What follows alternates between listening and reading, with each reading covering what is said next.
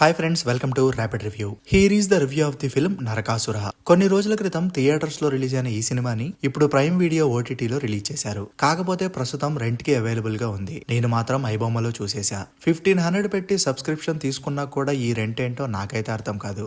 Okay, coming to the review.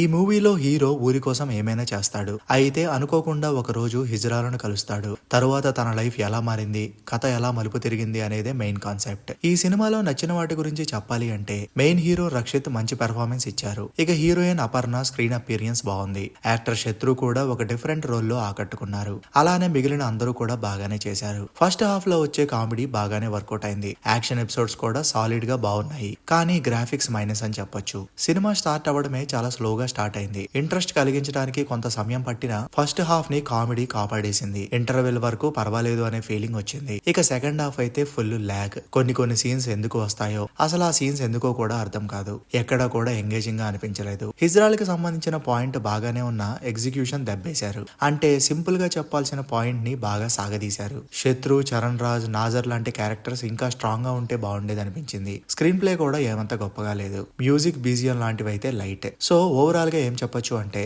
కొంతవరకు comedy, action episodes పర్వాలేదు. కానీ అనవసరమైన సీన్స్ సాగతీత వలన బోర్ కొడుతుంది. కామెడీ, యాక్షన్ కోసం అయితే ఒకసారి ట్రై చేయొచ్చేమో, లేదంటే లైట్ తీసుకోండి. ఈ మూవీకి మనం ఇచ్చే రేటింగ్ 5/10. మరి చూసుంటే మీకు ఎలా అనిపించిందో కింద కామెంట్ చేయండి. Thanks for watching.